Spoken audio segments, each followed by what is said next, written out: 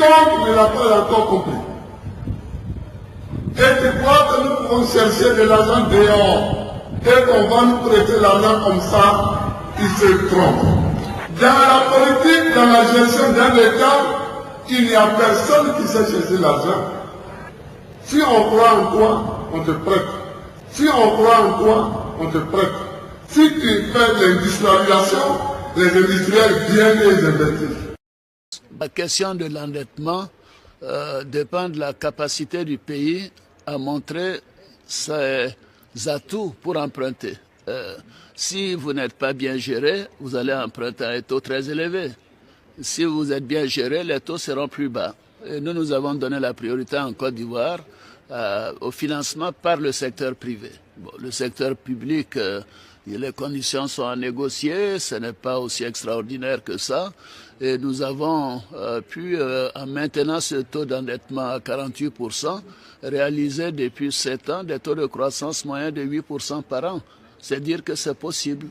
C'est possible, mais est-ce qu'on n'hypothèque pas l'avenir des générations à venir? Est-ce qu'on n'emprunte pas trop? Est-ce qu'ils vont être capables de supporter la dette? On a des pays où on emprunte encore pour payer la dette.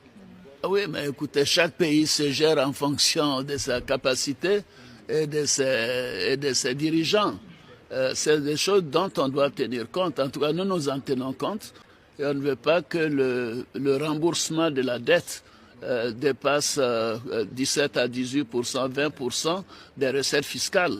Comme ça, le reste peut faire les dépenses de fonctionnement, l'investissement et ainsi de suite. Mais en fait, le vrai biais, c'est dans le fait que c'est dans les standards de la Banque mondiale.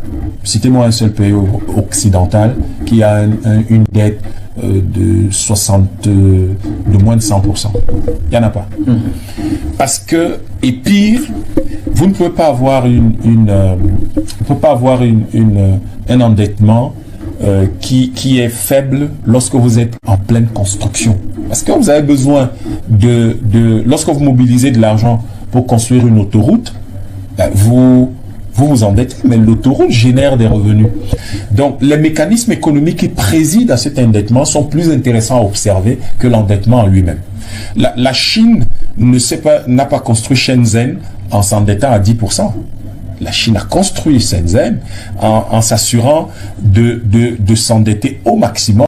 Le plus important, c'est la soutenabilité de la dette. Mais notre préoccupation, c'est pas le stock de la dette. Notre préoccupation, c'est le service de la dette. Et d'ailleurs, c'est ce qui devrait être la préoccupation quand on regarde l'économie, quand on regarde l'endettement d'un pays, pas le stock de la dette.